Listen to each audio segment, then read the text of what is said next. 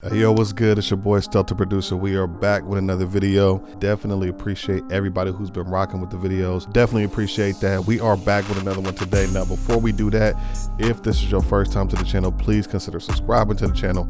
Like the video, comment, let me know what you like about this video, or let me know what you want to see next. Let me know if you have any questions about this beat or my process, and I will be happy to answer that question for you. This is going to be a real quick one today. This is a West Coast beat. I actually uploaded this beat on my channel. It's a tight beat. The other day it's called Fish and Grits, and I will have the link to that video in the description. But today we're gonna break the beat down. Like I said, it wasn't too much to the beat, so this is gonna be a real quick one. You don't really see a lot of people making these type of beats on YouTube, so I kind of wanted to touch on it and see what y'all thought about it, man. So go ahead, like the video, comment, subscribe to the channel if you have not done so. Let's get to the video. All right, so like I said, it's not really too much to this beat. It's really just a piano loop, an 808, and some drums. And I did put some chords on the hook part with a synth line to kind of give it that West Coast feel. So with this one, shout out to my boy Martin V. He sends me a lot of loops, pretty much like monthly or whatever. Like he'll send me like a monthly pack of loops. This happened to be one of the loops in the folder that he sent me. It's basically a piano loop, and it caught my ear. As soon as I heard it, I was like, oh, this is West Coast. It's an LA beat. I'm gonna play the piano real quick.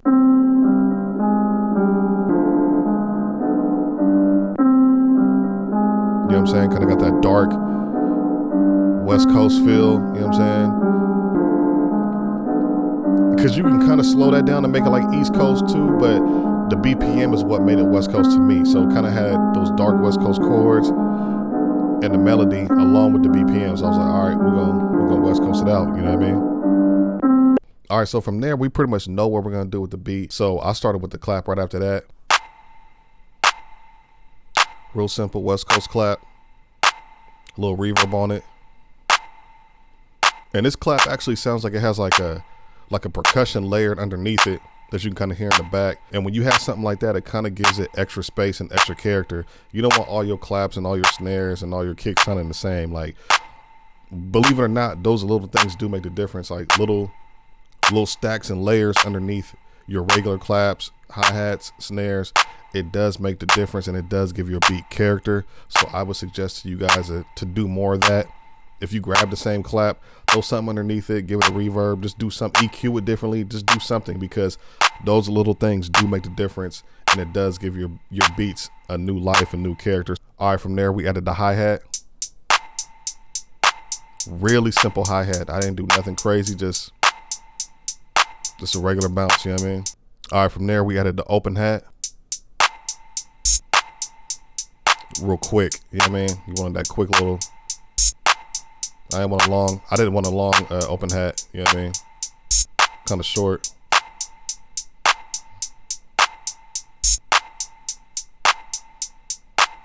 And then every one of my beats, I gotta add a crash. It just gives it that signification of a new bar, new set of bars coming.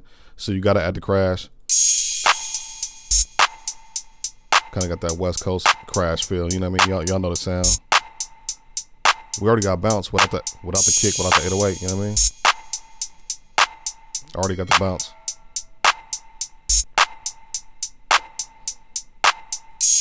So after that, I added an 808. All right, so with this one, I ain't add no bass on it. I just put like an 808 under it, which is kind of different for a West Coast beat. Normally LA West Coast beats kind of have like that bass underneath it. But with this one, I just added the 808 with a lot of bounce to it. I'm gonna play it for you.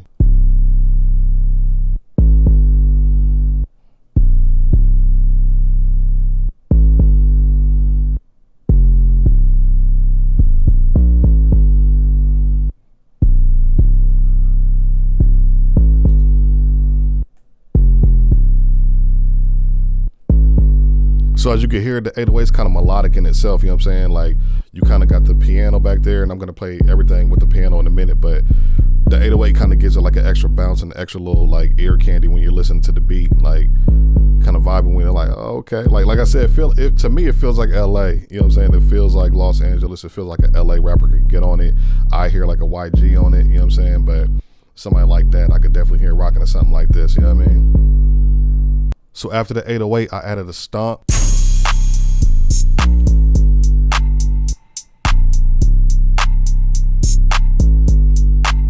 Shit rocking. That shit slap.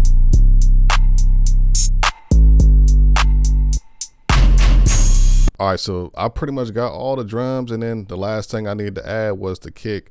A lot of times I like adding especially lately, I like adding my kick after the 808, because the reason being is I like to pick the 808 out that I want on the beat first, because every kick doesn't match every 808. Like, so remember that too.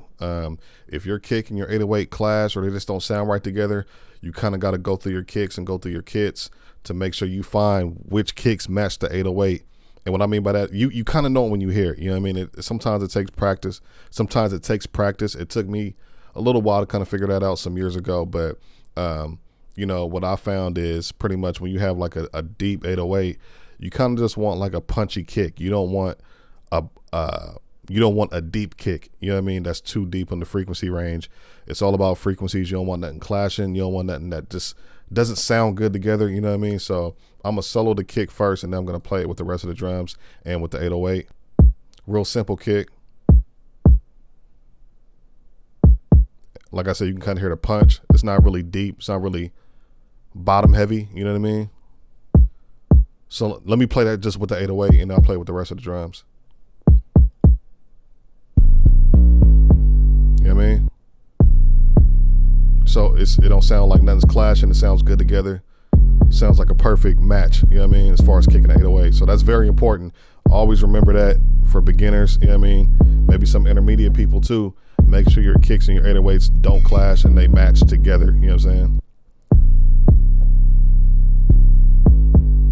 And then the last thing I added for the drums was a clap roll at the end for the transition.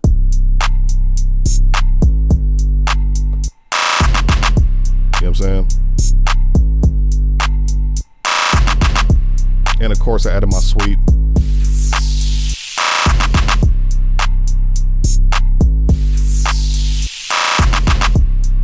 So we got a lot of bounce with the drums already, you know what I'm saying? So, and I always like to listen to my drums separately from the actual main instruments, because I have this weird thing, is I don't know like what it is, but for me, I want to hear, can my drums stand up by themselves? And then what I'll do is, can the melody stand up by itself? So if they're both strong enough to kind of stand up by themselves and be played and be heard, and it's like, oh, okay, by themselves, if you put them together, you pretty much got a dope beat. That's just a weird rule of thumb that I've created on my own. Just making beats over the years, that's kind of what I came up with. That's one of the things that I remember when I make my beats for myself. It might help you, but to me, these drums are strong enough, they can stand up, you know what I'm saying? So when you're kind of just playing the drums like, okay. And the piano's strong enough by itself, you know what I mean?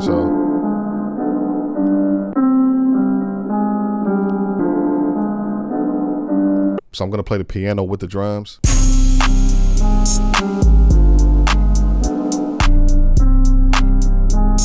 If you listen closely, you can hear that percussion underneath the clap. Got that kick in the 808, kind of taking care of that bottom portion of the beat, you know what I'm saying? Nothing clashing. Simple hi-hat, clap roll, transition at the end. You know what I'm saying? Effective. Nothing too much to it, you know what I mean? All right, so I wasn't done. You know, I had to give it that West Coast feel. So what I did was, I layered the piano with my own EP. You know, EPs, you know what I'm saying, rows and chords and things like that. That's definitely like a LA thing for sure. So, you know, I had to do that. Gave it more of that feel that I was going for with this beat. So here's what I did.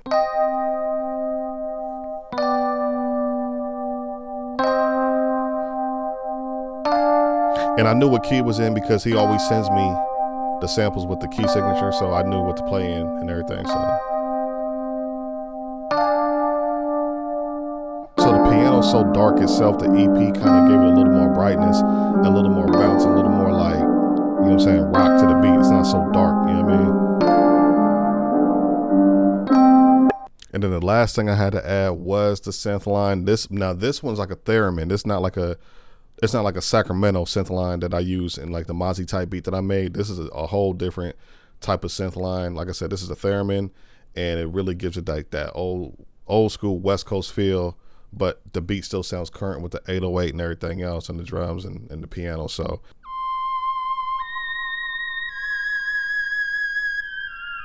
you know what I'm saying? Kind of complements the dark piano, kind of make it sound like spooky and eerie.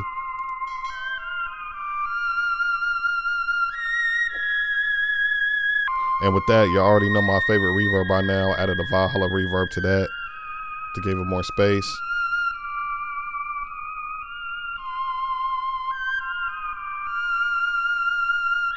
So that's pretty much the whole beat. That's pretty much all the sounds. That's pretty much how I made the beat. So now I'm going to go through the arrangement and show you how I arranged the verse to the hook. Then we're going to break down each section of what I was thinking, what I was doing. Let's get to it. All right, so for this first part, I actually pitched the piano up just to give it a little more variety so it didn't sound the same going out through the whole beat, you know what I mean? So for the first half of the verse, I pitched up the piano. So this is what I did right here.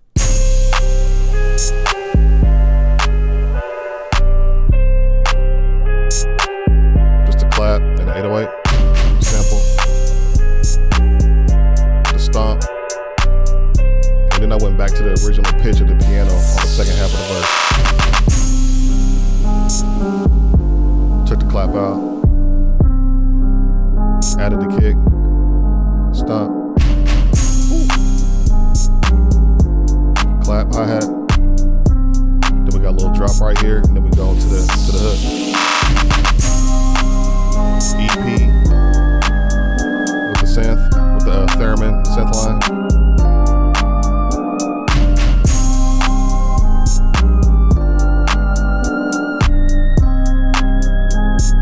Then we got the transition.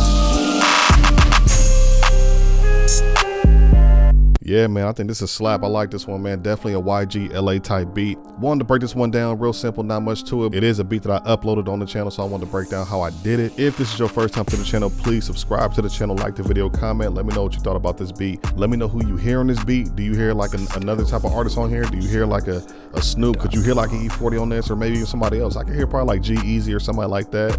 You know what I mean? That'll go crazy. But it's definitely a West Coast beat. But that is all for this video. I definitely appreciate you watching this video. Please subscribe to the channel if you have not done so. Y'all know how the YouTube algorithm get down. I need all the views. I need all the subs. I need all the likes and comments I can get. But we will be back with another video.